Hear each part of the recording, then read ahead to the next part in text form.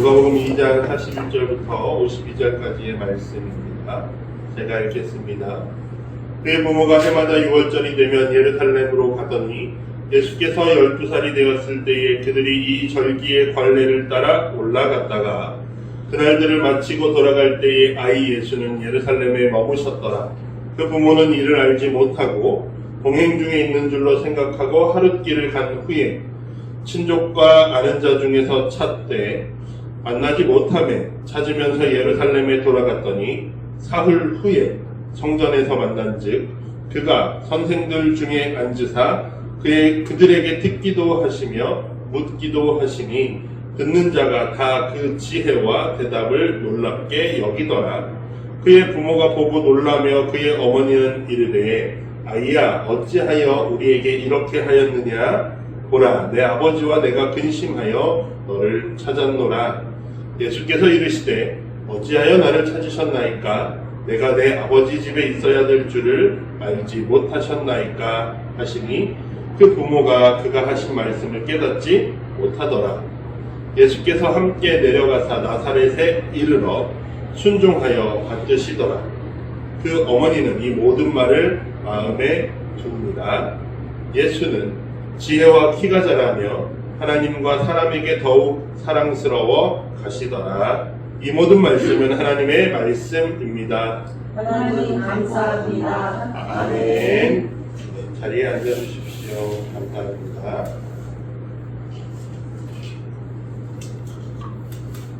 감사합니다. 할렐루야. 아멘. 아멘. 감사합니다. 차들을 다 드시고 계시잖아요. 저만 하면 건강하시기 바랍니다. 따뜻하게 차도 드시고 아프지 않으시면 좋겠습니다. 예. 오늘도 예배 자리에 나오신 여러분들 모두를 주님의 이름으로 축복합니다. 아멘. 오늘도 2024년의 마지막 주, 오늘 2024년 마지막 주 예배인데요. 한 해를 돌아보시면서 어려움과 고난도 있었겠지만 하나님이 우리를 마지막 주까지 인도하셨다라는 사실을 기억하시고 감사하는 여러분들 되기를 바랍니다. 또한 하나님을 찾는 이들에게 마지막까지 하나님께서 힘이 되어주시는 역사가 있기를 주님의 이름으로 축복합니다. 지난주 저희는 마리아와 엘리사벳의 만남에 대해서 나누었습니다. 그래서 하나님께서 작은 자들, 연약한 자들을 들어서 사용하신다라는 말씀, 그리고 하나님께서는 그들을 만나게 하신다. 그 작은 자들, 들어쓰시는 작은 자들을 만나게 하시고 그 만난 이들이 함께 연대한다, 연합한다 라고 말씀드렸어요. 그래서 그 연합한 모임이 교회이다 라고 말씀드렸고, 우리 하나님께도 작지만 하나님께서 우리를 들어서 함께 연합하게 하셨을 때 우리가 함께 연대하여서 하나님의 나라를 이루어갈 수 있기를 바란다라고 지난 시간 말씀을 나누었습니다. 지난주에 나누었던 것처럼 우리가 하나님의 나라를 이루어갈 수 있기를 간절히 바랍니다. 한 해를 보내면서 이제 마지막 주일입니다. 연말 연시가 되면은 사람들이 이제 자주 모임도 있고 막 만나잖아요. 제가 부목사 생활, 그러니까 수련 목생활 하면서부터는 사실 연말 모임이나 이런 데 잘 안 다녔어요. 원체 성격도 좀 게을러서 귀찮아서 안 가는 것도 있고, 사람들이 오라 그래도 멀어 안 가, 이렇게 그냥 보냈거든요. 근데 이제 단독을 나오니까 가만히 있으면 안 되겠다, 좀 돌아가야겠고 사람도 좀 만나야겠다라는 생각이 들었습니다. 그래서 올해 연말에는 뭐 오라는 데 있으면 가서 얼굴 비추고 사람들도 만나고 이야기도 하고 그랬거든요.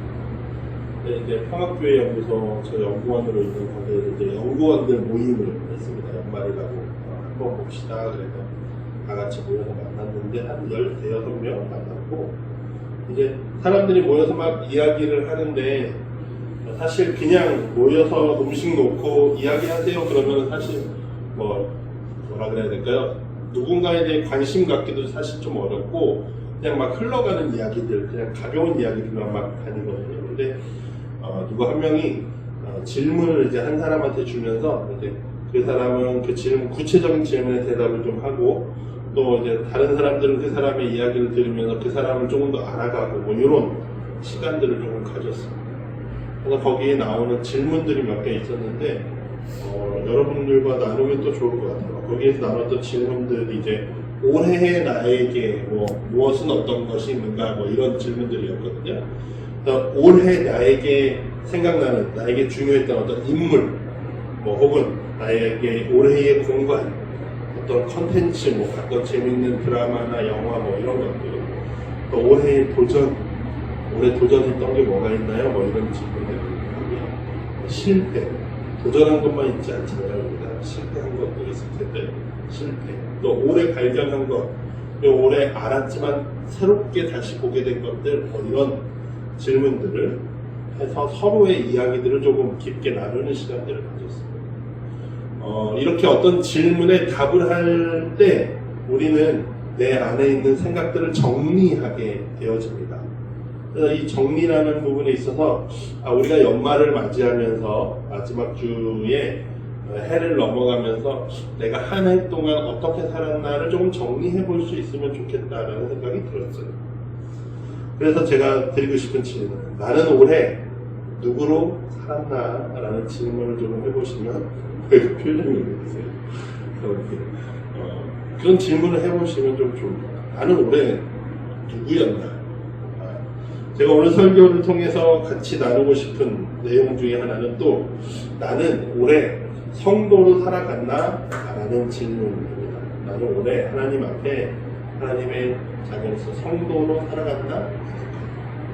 그 질문을 품고 오늘 말씀을 쭉 나눠볼 수 있으면 좋겠습니다.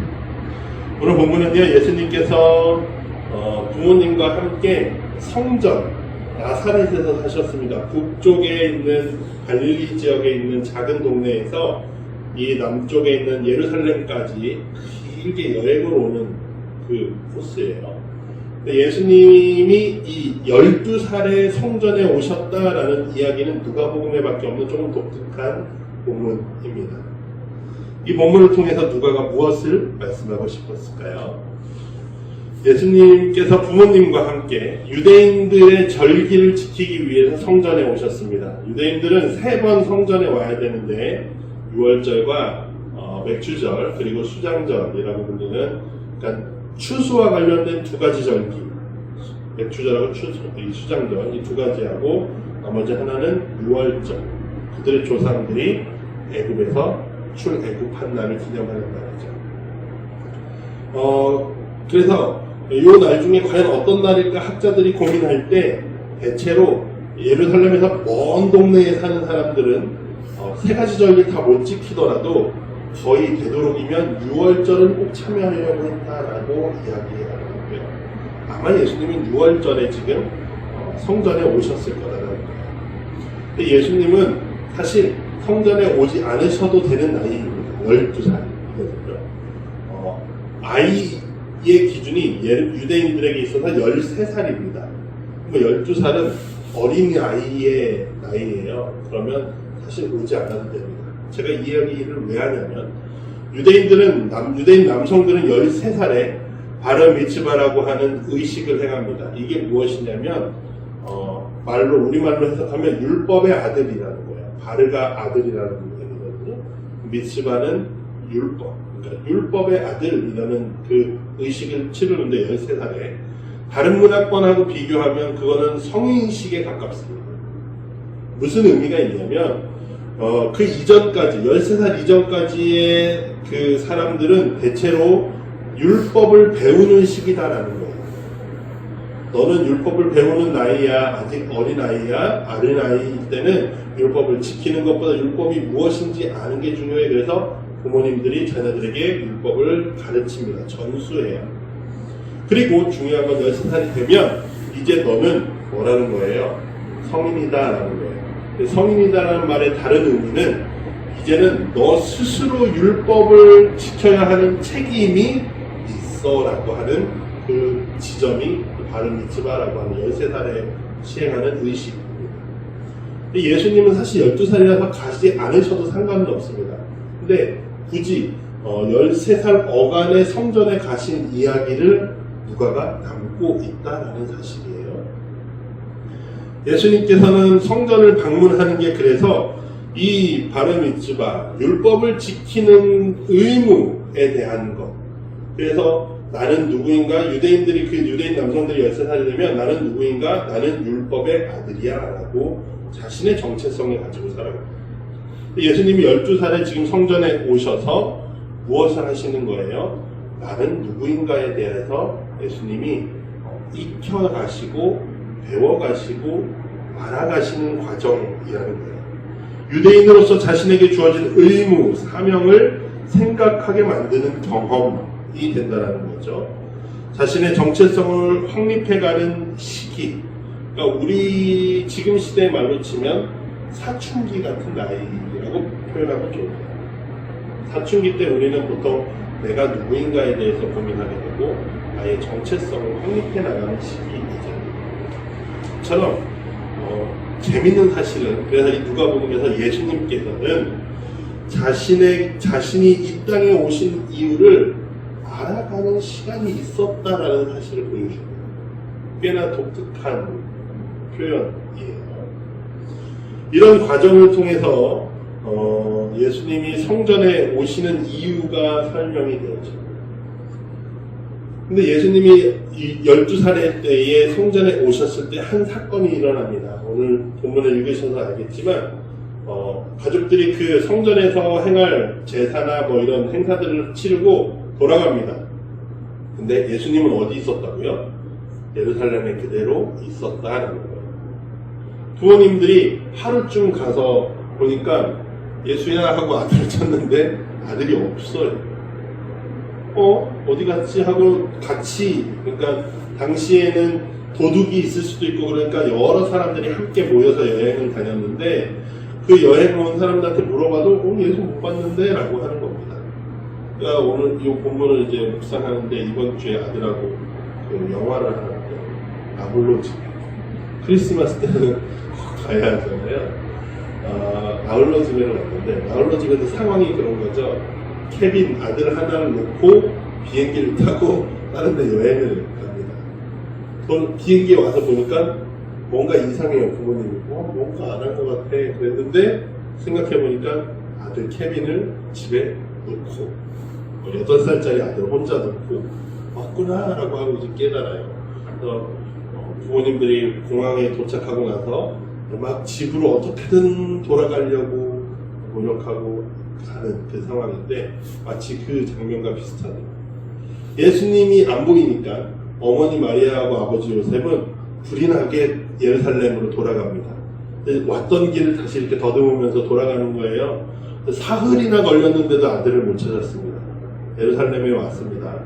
사흘을 걸려서 그 온 길을 찾고 예루살렘을 다 뒤졌는데 아들이 없는 거예요.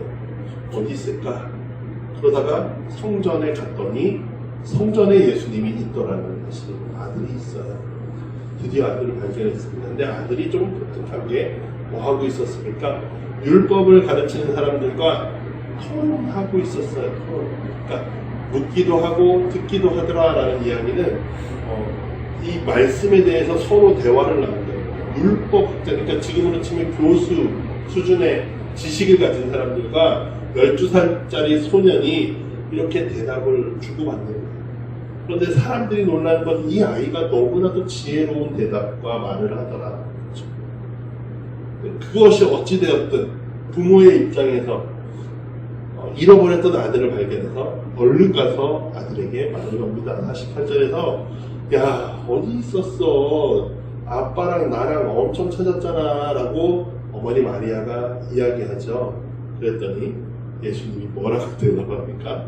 아들의 입장에서 부모의 입장에서 이렇게 대답하면 조금 화가 날 것 같긴 한데 예수님이 좀 독특하게 대답하십니다. 나홀로 집에요. 예수께서 이르시되 왜 나를 찾으셨어요? 내가 아버지 집에 있어야 될 거를 알지 못하셨습니까? 라고 대답하는 거예요. 너무 황당한 대답이죠. 부모의 입장에서 야 너 어디 갔어? 이랬더니 너는 하나님 아들인데 왜 나를 찾아? 이런 이상한 대답을 하는 거예요. 부모님들 마리아와 요셉이 아니 얘가 무슨 얘기를 하는 거야? 라고 잘 깨닫지는 못해요. 그런데 이 본문을 통해서 49절을 통해서 예수님께서 하시는 말씀이 지금 뭡니까? 내가 아버지 집에 있다는 말이에요. 그 말은 다르게 표현하면 앞서 제가 바르미츠바에 대한 이야기를 했을 때 13세의 유대인들은 자신의 정체성을 확립한다라고 말씀드렸어요. 예수님께서 자신의 누구이신가를 깨달았다라고 하는 장면이 이 49절의 장면이거든요. 예수님께서는 지금 자기 자의식으로 내가 누구이구나라고 표현하는 말이 뭡니까? 지금 나는 누구이다? 하나님의 아들이다라는 말이에요. 내가 아버지의 집에 있습니다. 그러니까 성전이 아버지의 집이다. 즉, 내 아버지는 이 성전의 주인이다. 하나님이 나의 아버지다라는 이야기입니다. 예수님께서는 이 장면을 통해서 성전에 오신 단 한 번의 사건을 통해서 모든 것을 깨달았다라고 하는 것은 아니에요. 그런데 예수님께서도 알아가시는 과정이 필요했겠지만 그 과정 중에서 지금 오늘 본문의 상황에서는 주님이 깨달으신 단 한 가지 중요한 정체성에 대한 문제는 나는 누구다고요? 하나님의 아들이다라는 것을 분명하게 아셨다라는 것입니다.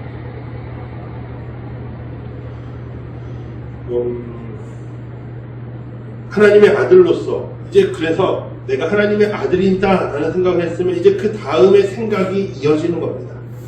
내가 하나님의 아들이야. 그러면 내가 무엇을 해야 하지? 내가 어떤 일을 해야 하지? 내가 무엇을 위해 살아가야 하지? 라는 그 다음 질문들이 계속해서 이어질 수 있게 되는 거예요. 그래서 예수 그리스도께서는 지금 바르미츠바를 통해서 유대인들이 나는 율법의 아들이다 라고 말하지만 예수님께서는 뭐라고 말씀하시더라고요? 나는 하나님의 아들이다 라고 말하고 있다는 것이죠. 예수님께서 이 성전을 방문한 사건으로 단번에 나는 깨달았어. 그래서 한 번에 나 이제 더 이상 알 필요가 없어가 아니에요. 예수님께서도 그리스도로서 온전한 사명을 받아들이고 실행한 것이 아니라 바로 실행한 것이 아니라 과정이 있었다는 사실입니다. 그리고 본문 52절에 예수는 지혜와 키가 자라갔다라고 말하고 있고요. 하나님과 사람에게 더욱 사랑스러워 가시더라라고 말씀하고 있습니다. 이 말은 예수님께서 분명하게 성장하고 계셨다라는 표현이기도 하고 이 성전에서의 사건을 통해서 나는 하나님의 아들이야 라는 걸 깨달은 것을 통해서 끝난 게 아니라 그 이후의 과정들이 있었다는 거예요. 언제까지요? 공생애를 시작하시는 그 시간까지. 그러니까 지금 예수님께서 12살이라고 한다면 공생애를 30살쯤에 시작하셨을 거다라고 학자들이 추측한단 말이죠. 그렇다면 최소한 지금까지 살아온 시간보다 더 긴 시간 동안을 그 문제, 나는 누구인가 이후에 나는 무엇을 해야 하고 나는 어떤 것들을 해야 하는가에 대해서 고민하고 하나님께 묻고 하는 시간들이 계속해서 이어져 왔다. 누가는요, 예수님께서 이런 부분을 통해서 예수님은 완전한 하나님이시다. 그러나 또한 완전한 인간이셔라는 부분을 분명하게 보여줍니다.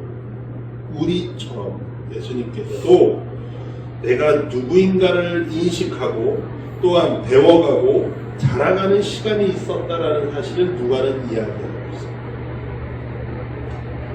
그 과정을 통해서 그 과정 안에서 하나님에게도 사랑을 받고 사람들에게도 사랑받는 과정으로 자라가셨다라는 사실이죠. 사랑하는 성도 여러분, 오늘 우리는 예수님의 성장을 보면서요, 주님도 우리와 같은 길을 가셨구나 라는 사실을 우리는 인식할 수 있습니다. 주님이 아주 우리 주님 특별한 존재이지만 나와 동떨어진 말도 안 돼 라고 하는 어떤 특별한, 주님만 가능한 어떤 특별한 존재라는 게 아니에요. 우리도 주님과 같은 성장의 길을 간다라는 사실이죠. 그런데요, 우리가 오늘 본문을 보면서 우리는 이제 다 컸는데 라고 생각하시고 나는 이제 늙었는데 라고 생각하실 수도 있습니다. 그래서 오늘 본문 어린 예수가 성장하는 게 나에게 무슨 의미가 있나, 나는 이미 다 컸는데 라고 생각하실 수도 있지만 우리가 다시 생각해봐야 하는 건 예수님이 성장하면서 물었던 질문은 내 키가 얼마나 자랄까, 내 몸무게는 얼마나 될까라는 내 몸에 대한 질문이 아니셨다는 거예요.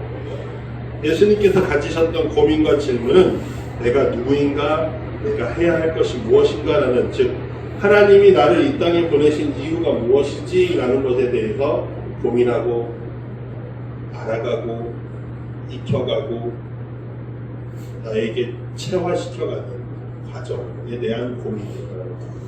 즉 그렇다면 이러한 고민은 우리에게도 필요한 고민이죠. 이 부분을 우리의 상황과 연결한다면 오늘 첫 번째로 우리는 올 한 해를 마무리하면서 하나님의 부르심에 순종하고 그 부르심에 합당하게 살아가고 있었나? 라는 질문을 할 수 있다라는 사실입니다. 혹은 하지 못했나? 라고 돌아보며 고민해야 되는 시간입니다. 그리고 이 질문을 통해서 우리는 우리의 정체성이 무엇이라고 확정할 수 있습니까? 나는 하나님의 자녀이지라는 그 정체성을 분명히 다시 한번 세워야 한다는 것입니다. 한 해를 마무리하면서 또 그냥 나이나 먹네 이런 게 아니라 또 한 살 먹는다, 시간이 잘 가네 이러는 게 아니라 이 시간이 가는 과정 가운데에서 나는 누구로 살아가고 있는가, 나는 하나님의 자녀로 살아가고 있는가 질문이 말이죠. 여러분 한 주간 요 부분을 꼭 묵상하실 수 있길 바랍니다. 나는 하나님의 자녀야. 근데 나는 하나님의 자녀로 살고 있는가, 살아왔는가, 살아갈 수 있을까라는 질문입니다. 여러분 달란트 비유를 한번 생각해 보십시오. 하나님께서 달란트를 5달란트, 3달란트, 1달란트를 맡겨줬습니다. 종들에게. 그러니까 종들 가운데에 2사람은 최선을 다해서 그 달란트를 가지고 살아갑니다. 한 사람은 달란트를 그냥 숨겨놓고 누구를 위해 살아요? 주인을 위해 살지 않고 자기 자신을 위해 살면서 누리고 놀고 살아갑니다. 그러다가 주인이 왔을 때 여기요, 당신이 맡긴 거 여기 있습니다 라고 해요. 주인은 그에게 화를 냅니다. 화를 낸 이유가 뭡니까? 달란트 하나만 줘서요? 돈을 벌어오지 않아서요? 아니요. 그가 종으로서 살지 않았기 때문에 화를 냅니다.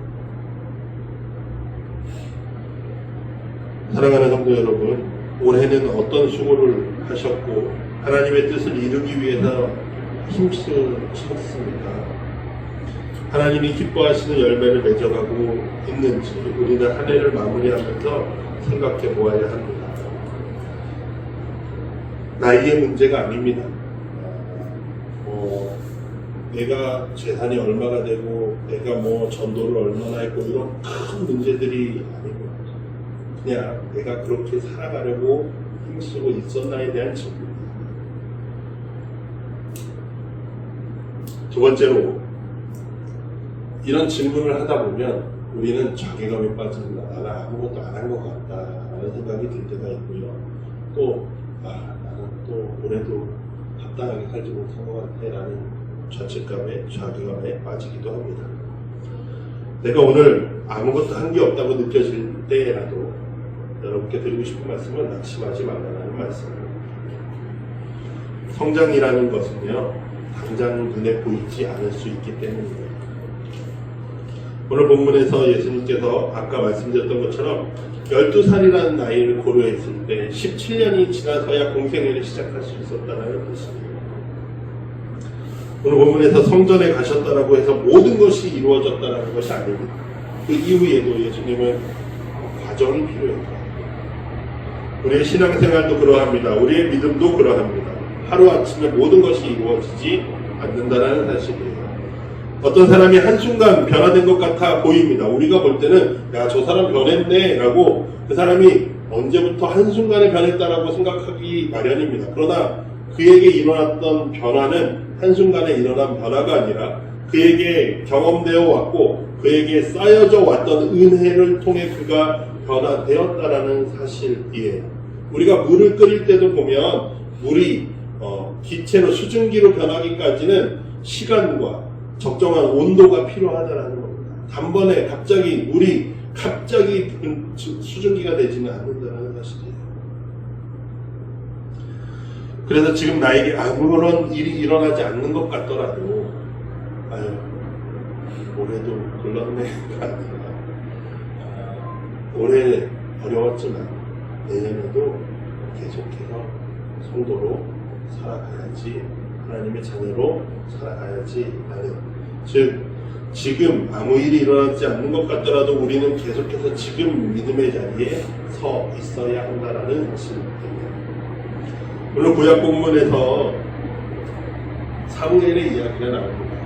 사무엘은요, 한나가 아들을 낳게 해주시면 하나님 내가 이 아이를 하나님께 드릴게요 라고 했더니 아이가 생겼고 아들이 생겼고 그가 약속한 대로 아들을 이 성소로 보냈습니다. 성소에서 섬기는 아이로 자랐어요.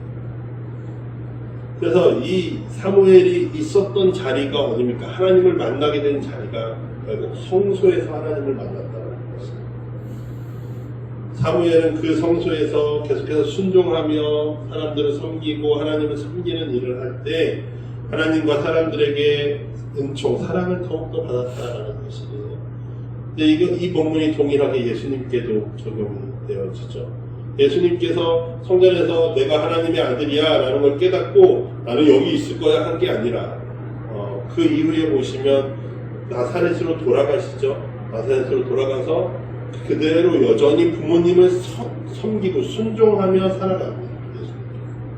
예, 내가 하나님의 아들인데 얘네는 왜 나한테 이런 걸 시켜? 이런 게 아니라 여전히 나에게 주신 육신의 부모인 이 두 사람을 여전히 섬기고 순종하며 예수님이 17년이라는 시간을 사셨다고.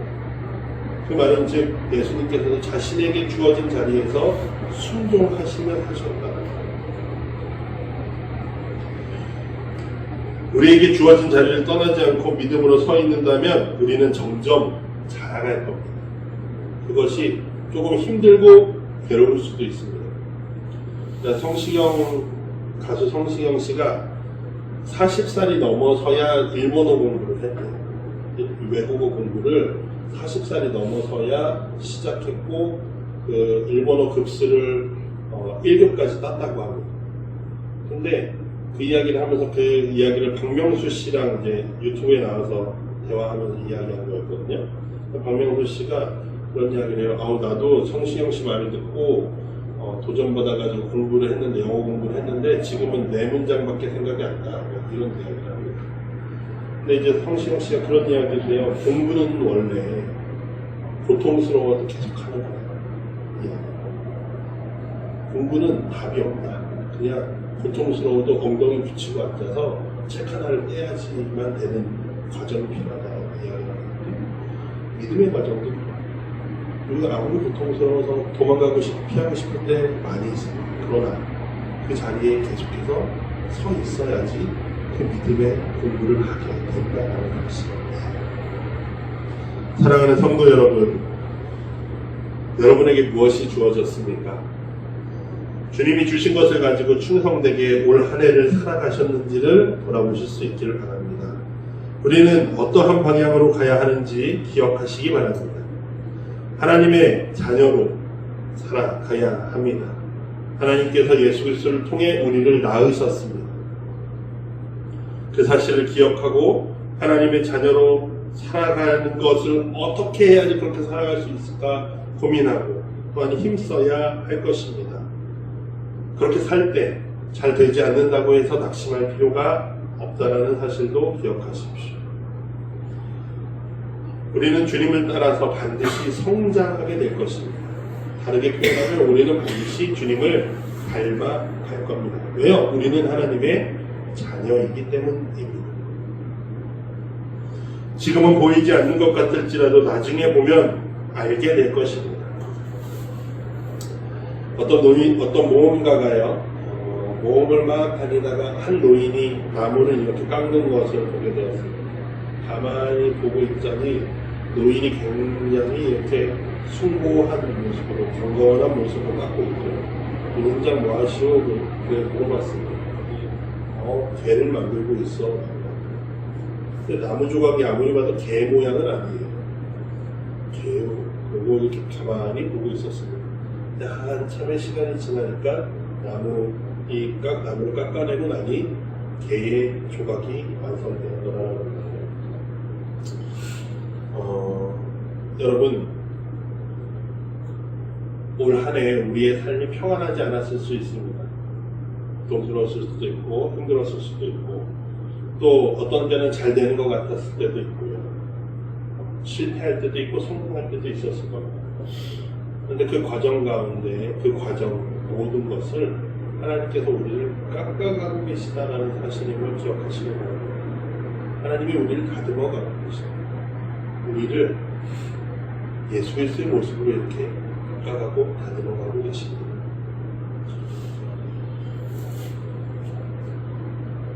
나에게서 무언가가 떨어져 나갈 때 우리는 아플 수 있습니다. 괴로울 수 있고요, 고통스러울 수 있고요, 슬플 수도 있습니다.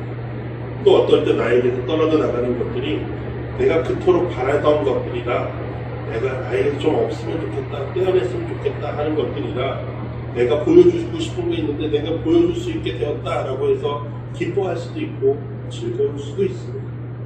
그러나 중요한 것은 우리가 그 하나하나에 따라서 하나님을 원망하거나 하나님을 의심할 것이 아니라 그 모든 과정을 통해 하나님께서 우리를 빚어가고 있다는 사실을 기억하시길 바랍니다.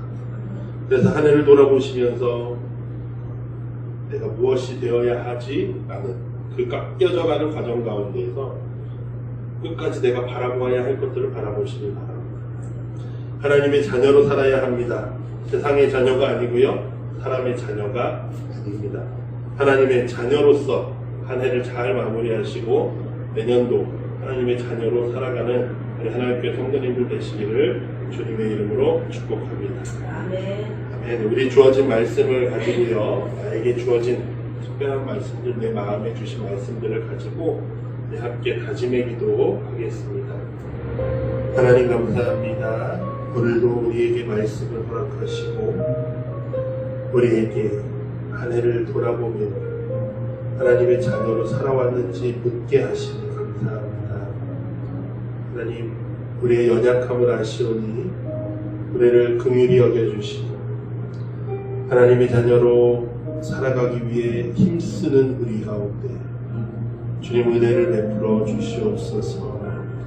우리가 주님의 뜻을 이루어가려고 힘쓸 때마다 주님을 닮아가게 하시고 주님이 우리를 빚어가실 때마다 주님의 뜻에 순종하며 주님의 나라를 바라보며 우리를 향한 주님의 뜻을 기대하며 인내하고 순종하는 우리들 되게 하여 주시옵소서. 주님, 그래서 우리가 주님이 기뻐하실 만한 열매들을 맺는 하나의 교회 되게 하여 주시옵소서. 우리는 작지만 주님께서 우리를 인도하시니 우리는 반드시 이루어지리라 믿습니다. 주님, 인도하여 주시옵소서. 감사드리며 우리의 구원자 되신 예수님의 이름으로 기도합니다. 아멘.